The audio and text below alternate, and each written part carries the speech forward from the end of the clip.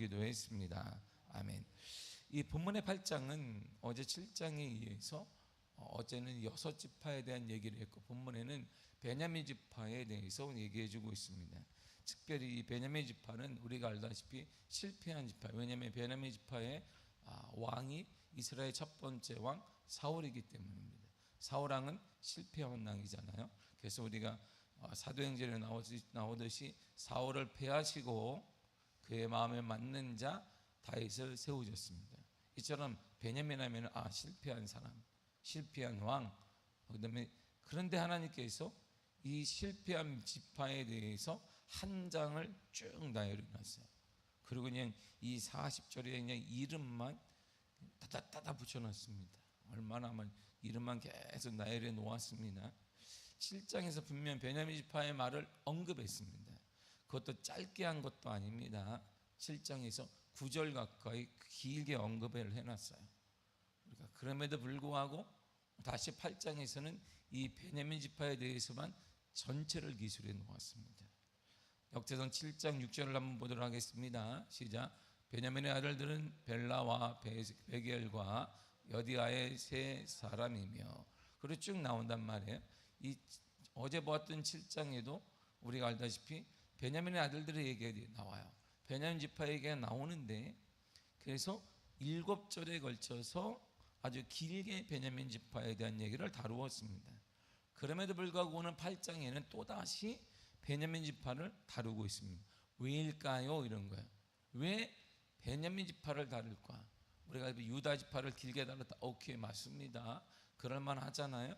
유다 지파에서는 다윗이 나오기도 하고, 하나님 마음 있는 자 다윗이 나오고, 그를 통하여서 하나님의 뜻 가운데 예수 그리스도가 탄생하게 되니까 마태복음 1장 1절이 이루어지는구나. 아브라함과 다윗의 자손 예수 그리스도의 계보라, 족보라. 그러니까 맞네 하고 우리 같이 수긍할 수 있지만, 베냐민 지파 하면 실패한 왕족인데 이 실패한 역사를 7장뿐만 아니라 8장에서 전체를 통해 나열하고 있습니다. 특별히 1절에서 28절을 보게 되면 베냐민의 5 아들의 얘기를 하고 있어요. 가계도를 나오고 있어요. 그것도 설명이 필요 없어요. 그냥 아들만 계속 탁탁 나옵니다. 왜냐하면 지면이 짧기 때문에 쭉 나열한 거예요. 베냐민의 5 아들 벨라, 아스벨, 아하라, 노아, 라파부터 시작되는 가계도를 쭉 다루고 있습니다. 이들이 게바, 모압, 아알론 등 다양한 지역으로 이주하고 정착한 역사를 말해주고 있고, 예루살렘에 거주한 우두머리들의 이름이 기록되어 있습니다. 자, 그래서 베냐민 지파가 가장 중요한 것은 이 베냐민 지파가 거했던 처소 중에 하나가 뭐냐면 예루살렘이 이스라엘의 성지 아니겠어요? 그 예루살렘에 거했던 지파가 바로 베냐민 지파입니다. 그리고 나서 나머지 29절에서 40절까지 전체를 사울 왕가에 대한 얘기를 하는 거야. 사울은 그다지 사울에 대해서 많이 논할 필요가 있을까? 우리가 들잖아요. 왜냐하면 사울은 실패한 왕이기 때문이에요. 33절을 나같이 한번 보겠습니다. 시작. 넬은 기스를 낳고 기스는 사울을 낳고 사울은 요나단과 말기수아와 아비아닥과 에스바를 낳았으며. 아멘. 기본에 살던 사울의 조상으로부터 시작해서 사울왕과 그의 아들들 중 요나단, 말기수아, 아비나답, 에스바할, 그리고 요나단의 아들 우리가 무비보셋, 여기 본문에는 무비바할이라고 했는데 동일한 우리가 쉽게 알고 있는 무비보셋을 거쳐서 10대 후손에 이르기까지 쭉 나열해 놓았습니다. 아주 상세하게 이름을 빠뜨리지 않고 다 기록해 놓았어요. 그리고는 마지막으로는 활을 잘 쏘는 용감한 용사였던 울람의 자손까지도 설명해 주고 있습니다. 40절을 보겠습니다. 시작. 울람의 아들은 다 용감한 양사요 활을 잘 쏘는 자라. 아들과 손자가 많아 모두 150명이었더라. 베냐민의 자손들은 이러하였더라. 아멘. 보세요.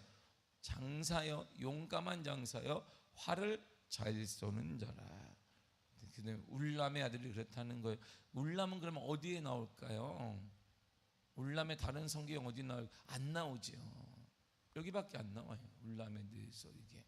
그럼에도 불구하고 우리가 울람까지 뭘 그 사람이 알게 뭐야. 그런데도 정확하게 울람의 자손이 누구였냐면 용감한 장수였는데 활을 뛰어나게 잘 쏘는, 그러니까 실전에 강한 사람이에요. 전쟁에 강한 용사들이 사울왕 후손 중에 나왔다 이렇게 얘기합니다. 그러니까 사울왕의 후손도 만만치 않다 이런 얘기를 해주고 있는 거예요. 그렇다면 다시 제가 질문합니다. 왜 베냐민 지파의 족보를 세세하게 기록해 놓았을까요? 이런 거예요. 왜 다른 지파가 아니고 베냐민 지파 얘기를 해놨을까요? 이런 거예요. 실패한 왕족인데 사울왕이 아니었다면 이스라엘은 더 크게 확장됐을지도 모르겠습니다. 물론 사울이 있었기 때문에 하나님이 더 강력한 은혜 가운데 사무엘을 통하여서 다윗이 쓰임 받기도 했지만 왜 베냐민 지파일까요? 이런 말이에요. 역대기는 바벨론 포로 생활에 돌아온 유대인들을 위해 기록한 책입니다. 바벨론 포로 생활에 딱 돌아왔어요. 그 이후에 유대인들의 삶을 위해 이렇게 해야 된다. 다시 한번 무너진 성벽을 재건하자. 힘을 모아야 된다. 우리가 정체성을 하고 우리가 그리스도인이다. 예수 믿는 사람이다. 우리는 말하면 그런 것이고 우리가 선민이다라는 걸 계속 깨우치기 위해서 기록한 책입니다. 포로 귀환 이후에 이스라엘 공동체를 재건할 때 중심이 된 지파가 두 지파가 있어요. 이스라엘의 재건의 중심이 된 지파가 놀랍게 두 지파인데 하나가 바로 유다 지파이고 또 하나가 어디일까요? 또 하나가 어디일까요? 베냐민 지파지. 베냐민 얘기하는 거예요. 그래서 이게 설명이 되는 거예요.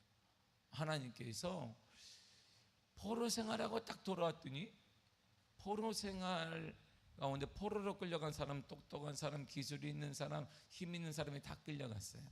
그리고 여기 남아있는 사람은 이제 반란도 안 일으키고 힘도 없고 배운 것도 없으니까 그냥 그런 사람들이 남으니까 이들이 재기를 하거나 다시 힘을 모으거나 그럴 사람들이 아니에요. 막상 오니까 다 초토화됐어요. 예루살렘 성벽도 이들은 재건하지 않았고 그냥 가만히 누웠습니다. 그래서 이스라엘 공동체를 다시 세워야 되겠다라고 뛰어든 지파가 바로 유다 지파와 베냐민 지파입니다. 특별히 베냐민 지파의 기업은 그 땅의 예배 중심지인 예루살렘입니다.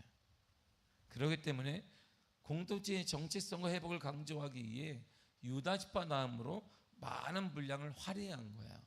왜냐하면 가장 정체성이 뭐예요? 하나님 믿는 민족이잖아요. 하나님께 쓰임받는 민족, 하나님께 선택받은 민족이 바로 이스라엘이니까 그 중심에 뭐가 있냐면 예루살렘에 있는데 예루살렘 땅이 누구 거냐 그러니까 베냐민 지파 거예요. 우리에게 정체성이 뭘까요? 이러면 우리의 정체성은 예수 그리스도예요. 예수 그리스도. 이 건물이 아니고 예수 그리스도가 우리의 정체성입니다. 예수 그리스도 때문에 우리의 신분이 달라지고 예수 그리스도 때문에 내 인생이 달라지게 됐다 이런 말이에요. 예수 그리스도 때문에 그들과 우리는 다른 거예요. 예수 그리스도 때문에 우리는 천국에 갈 수 있게 된 것이고 예수 그리스도 때문에 어떤 문제가 닥쳐오면 이겨낼 수가 있게 된 것입니다. 실패한 사울 왕가를 당당히 기록한 이유는 사울은 하나님께 철저히 버림받았어요. 그러니까 비참하게 몰락한 실패한 왕입니다. 그런데 그 실패한 왕을 기록을 해놨어요. 유대인들이 선민이잖아요. 선민의식이 강했기 때문에 이런 실패를 이들은 용납하지 않아요. 그러니까 빼야 된단 말이에요. 그럼에도 불구하고 실패하고 하나님께 버림받았다. 가장 유대인들이 무서워하는 게 하나님께 버림받은 거잖아요. 선민이 하나님께 선택받은 민족이 하나님께 버림받았다. 이게 자체가 형성이 안 되는 거야. 그럼에도 불구하고 이 유대인 역사가가 이 실패한 왕족을 쭉 기술해 놓았어요. 사무엘상 15장 23절을 보겠습니다. 시작. 이는 거역한 것은 점치는 죄와 같고 완고한 것은 사신 우상에게 절하는 죄와 같음이라. 왕이 여호와의 말씀을 버렸으므로 여호와께서도 왕을 버려 왕이 되지 못하게 하셨나이다 하니. 아멘. 왕이 여호와의 말씀을 버렸으므로 여호와께서도 왕을 버렸습니다. 버림받은 자예요. 이게 사울은 보세요. 이스라엘의 가장 특히 선민이에요. 하나님께 선택받았다. 근데 그 하나님이 없어. 그러니까 이들이 볼 때 그건 개화대제와 똑같은 거예요. 이방 민족과 똑같은 거예요. 근데 그걸 그대로 기록해 놓았습니다. 사울왕 당신이 하나님의 말씀을 버렸으므로 하나님도 당신을 버렸습니다. 그래 다시 반복하여 말합니다. 사무엘상 15장 26절입니다. 시작. 사무엘이 사울에게 이르되 나는 왕과 함께 들어가지 아니하리니 이는 왕이 여호와의 말씀을 버렸으므로 여호와께서 왕을 버려 이스라엘 왕이 되지 못하게 하셨음이니이다 하고. 아멘. 토시 하나 안 들리잖아요. 반복하고 왕이 하나님의 말씀을 버렸습니다. 그래서 하나님도 왕을 버렸습니다. 그러니까 당신은 선민이 아니에요. 이제 하나님 없는 백성이니까 이방 민족과 똑같다, 개화도지와 똑같다, 이 얘기를 하고 있어요. 그리고 나서 이 왕권이 다른 곳으로 옮겨지게 될 것을 사무엘이 선포합니다. 사무엘상 15장 28절입니다. 시작.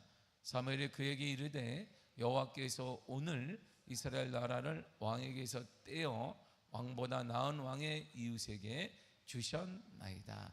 아멘. 왕보다 나은 왕의 이웃이 누구예요? 다윗이에요. 다윗. 유다 지파입니다. 그러니까 베냐민 지파에 걸쳤던 하나님의 은혜가 어느 지파로? 유다 지파로 옮겨간 거예요. 그러니까 사울 왕에게 있던 하나님의 은혜가 어느 곳으로? 다윗에게 옮겨졌습니다. 버림받은 사람이에요. 이스라엘 인간적으로 보게 되면 사울의 역사는 부끄러운 역사입니다. 그래서 지워버리고 싶었을 거예요. 그냥 지우는 거예요. 우리가 선민인데. 그리고 베냐민 지파 후손들은 뭐예요? 버림받은 선조를 갖고 있는데 거기 나와봐 우리도 버림받은 거 아니야? 이런 사고를 갖고 있을 거예요.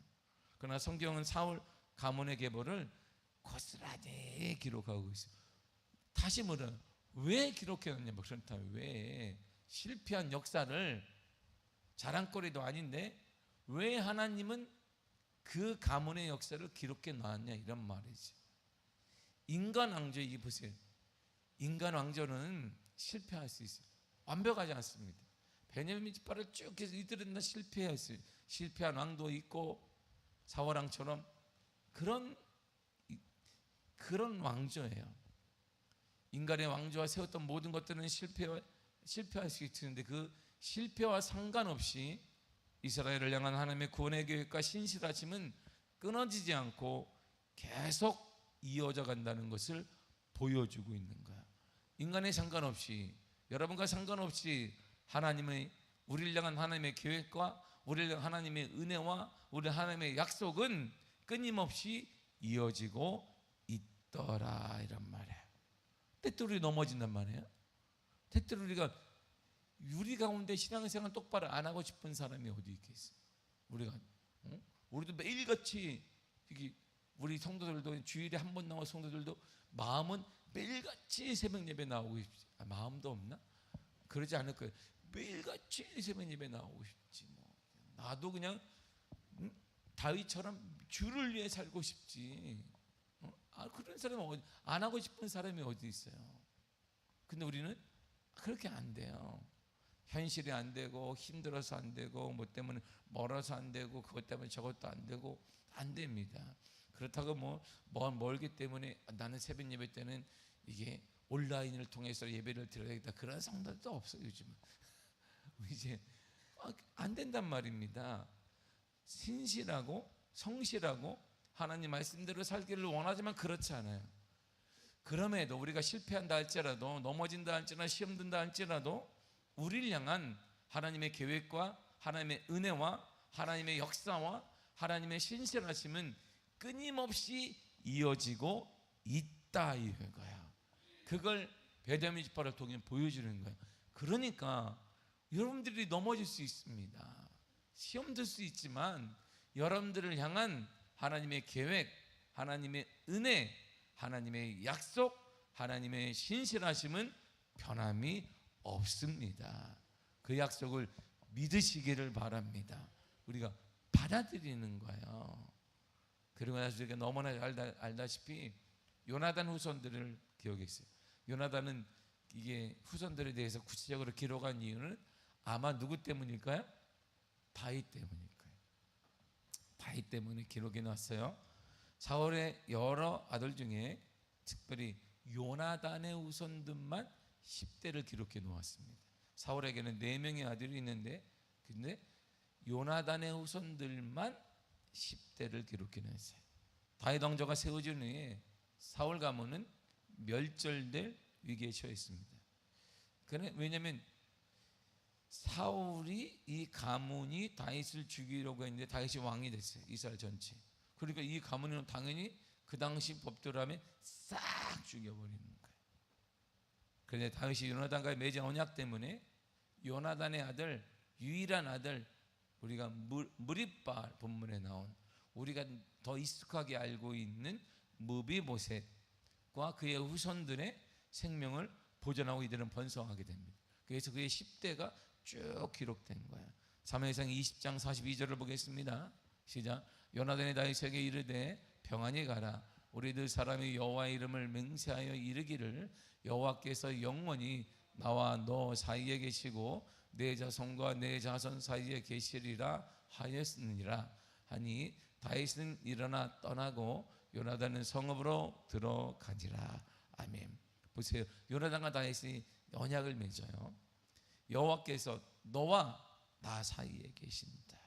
그리고 너의 자손과 내 자손 사이에 계신다. 그러니까 우리는 같은 영원한 형제다. 그가 둘 다 끄덕끄덕합니다. 언약을 맺잖아요. 이 하나님 이 언약 때문에 그의 아들 중에 요나단의 아들들이 번성하게 돼요. 그 10대까지 쭉 기록해 놓았습니다. 하나님의 약속은 그 약속을 통해 우리에게 하나님의 약속은 이런 거야 보여주는 거야. 사람의 약속도 이렇지 않니? 사람이 작은 거 맺었다. 그때 다윗이 정말 힘들었을 때다. 사울에게 쫓기고 왕족도 아니었고 왕도 아니었고 목숨을 어떻게 부지할까 떨고 있으면 숨 쉬면서 도망 다닐 때에 그 아들이 도와주었다. 그러면서 이들이 언약을 맺었다. 하나님이 우리 사이에 계신다. 하나님 우리 사이에 내 후손과 너 후손 사이에도 하나님이 계신다. 그리고 하나님이 우리는 하나 되게 하신 거예요. 그러니까 그래 우리 서로 하나 되게 하셨다. 이런 언약을 맺었어요. 근데 그 약속이 신분이 이제 완전히 바뀐 거예요. 그때는 예전에는 요나단이 왕족이었으나 그러나 지금은 요나단의 가문은 멸절될 위기이고 다윗이 왕이 되었습니다. 신분이 완전히 바뀌었어요. 그럼에도 불구하고 이들이 맺은 언약은 효력을 계속 발휘하게 됩니다. 이 요나단의 후손을 건드리지 않아요. 왜냐하면 약속 때문에. 이처럼 하나님의 약속의 신실성을 보여주는 거예요. 사람도 그렇지 않니? 사람도 이렇게 언약을 맺었는데 신분이 변화되어지고 환경이 변화돼도 약속을 지키려고 하지 않니? 나도 그렇단다 이런 말이에요. 때로 우리가 열심을 품기도 하고 침체하기도 하고 주를 위해 생명을 바친다라고 말하기도 하고 때로는 주님이 뭐 하시냐고 원망할 때도 있지만 그러나 너의 약속, 너의 환경에 상관없이 나와 내가 맺은 언약은 여전히 똑같단다. 내가 너를 보호하는 것, 내가 너와 함께하는 것 여전히 같다. 이게 우리가 하나님의 은혜인 거야. 그걸 오늘 베냐민 지파를 통해 저와 여러분들에게 하나님이 강조하고 또 반복하며 강조해주고 있는 것입니다. 실패한 베냐민 지파를 통하여서 그리고 신분이 완전히 바뀐 그들은 노예가 되어지고 그리고 이가 왕이 되어지는 신분이 바뀐 요나단의 후손들을 바라보며 그들의 언약이 그대로 이루어져 갔듯이 지금도 하나님은 우리의 상황에 상관없이 여러분들의 환경에 상관없이 하나님이 원하시는 하나님이 우리에게 주신 약속을 그대로 이루어 가고 계시더라 이런 말이에요. 여러분들 하나님이 세워주실 것입니다. 하나님이 여러분을 보호하여 주실 것입니다. 인도하여 주실 것입니다. 두려워하지 마시기를 바랍니다. 하나님이 여러분과 함께 거하십니다. 놀라지 마시기를 바랍니다. 주님의 강한 오른팔이 여러분들을 보호하여 주실 것입니다. 이 약속은 변화가 없는 거예요. 이 약속은 지금도 변화가 없는 것이 나와 상관없이 변화가 없는 거예요. 하나님의 한 번 약속은 절대 변화가 없습니다. 내 상황의 상관이, 내 상황은, 내 심리는, 내 감정은 변한다 할지라도 하나님의 약속은 변화가 없으니까 여러분들 감정을 믿지 말고 상황을 믿지 말고 하나님의 약속을 꽉 잡고 살아가시기를 바랍니다. 그 약속을 잡고 우리가 믿음으로 기도하는 거예요. 환경을 잡고 기도하면 우리의 기도가 들쑥날쑥하지만 약속을 잡고 기도하면 우리의 기도는 힘이 있고 기적이 있으며 은혜가 반드시 있게 될 것입니다. 베냐민 지파는 과거 사사 시대에 큰 죄를 저질러서 베냐민 지파가 이게 우여곡절이 많아요. 멸절될 위기에 처합니다. 베냐민 자손의 후손 중에 기브온이 있는데 레위인의 첩을 가지고 와서 마음에 안 드니까 간음하고 살인을 범합니다. 이게 쫙 퍼졌어요. 11지파에게 퍼졌습니다. 바로 레위인이에요. 레위인이 어떤 사람들이에요? 제사장 지파란 말이에요. 제사장 지파의 첩을 데리고 와서 간음하고 살인을 저질렀습니다. 기브온이라는 베냐민 지파가 말이에요. 이 사건으로 인해 이스라엘의 다른 지파들이 연합군을 형성했습니다. 왜? 용납될 수 없다. 같은 민족인데 더군다나 이 레위 지파의 첩을 건드렸다.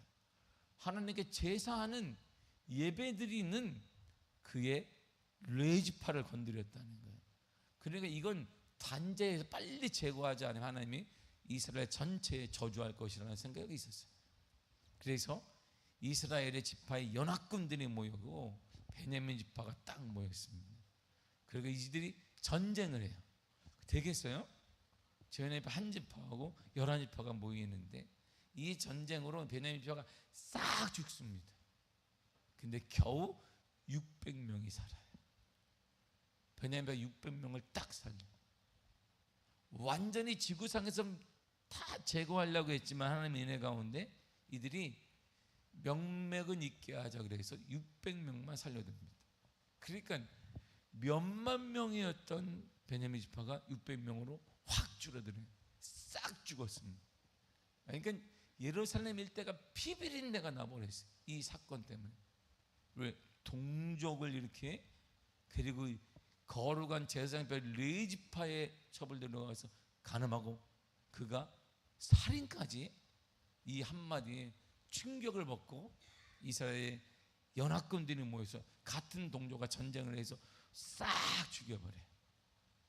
그래서 명맥을 잇도록 600명만 생존됐습니다. 이랬던 베냐민 지파에 대해 성경이 끝이 여호와를 남기며 이렇게 끝나요. 이게 제가 볼 때는 아주 시와 같은 거예요. 여러분 드라마 보면 이렇게 막 이게 끝난 거야? 그때 끝났어. 이게 영혼을 딱 남기면서 그러면 2탄이 하려나? 2탄을 하려고 하나? 그런 것처럼 이게 드라마가 다 끝났습니다. 그러니까 베냐민 지파는 쪼그라들고 멸절된 위기 상황이었는데 베냐민 지파의 끝을 성경이 이렇게 해석을 딱 해놓습니다. 40절을 보겠습니다. 40절 보겠습니다. 시작. 람의 아들은 다 용감한 장사요 활을 잘 쏘는 자라. 아들과 손자가 많아 모두 150명이었더라. 베냐민의 자손들은 이러하였더라. 잘 보세요. 이랬던 베냐민 지파거든요. 그러니까 완전히 기본적으로 지파들은 몇만 명이었단 말이에요. 그런데 이 전쟁이 얼마나 이스라엘 백성들을 극노하게 만들었냐면 이들은 다 단죄해 버리려고 그랬어요. 베냐민 지파 자체를 이스라엘 땅에서 제거하려고 그랬어요. 근데 하다 보니까 지도자의 여러 생각 때문에 명맥은 이어야 되지 않냐. 600명만 살려두었어요. 그러니까 이게 보통 전쟁이 아닌 거예요. 동족이 동족을 죽이는 거예요. 그리고 씨를 말려고자 했습니다. 죄의 근원을 완전 차단해야 됩니다. 그런데 오늘 본문을 보세요. 마지막에 뭐냐면 이 베냐민 지파의 자녀 후손들은 다 용감한 장사다. 활을 잘 쏘는 자다. 그리고 이들의 자손이 많아서 150명이나 됐다. 그러니까 왜 150명, 다른 지파는 그런 얘기 안 하는데 왜 자손이 울람의 아들 자손이 150명 됐다고 선명해 놓았을까요? 부흥됐다 이런 말이에요. 안정을 찾았다. 이제 나라의 베냐민 지파라는 곳에 울타리를 지킬 수 있는 군사력도 갖게 되었다. 가장 작고 소외되어지고 때로는 한순간의 잘못 때문에 지구상에서 멸망받을 뻔했어요. 그런데 그 지파를 하나님이 다시 세우신 거예요. 하나님이 그들을 다시 세우세요. 그리고 그들의 영역을 지킬 수 있도록 용감한 장수도 많았고 활을 잘 쏘는 자들도 많아.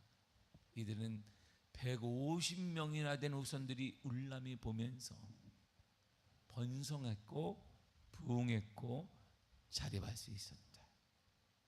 하나님은요, 연약한 우리의 실수로 인해 잘못으로 인해 우리를 때로는 채찍질할 수 있으나 우리는 멸절당하지 않습니다.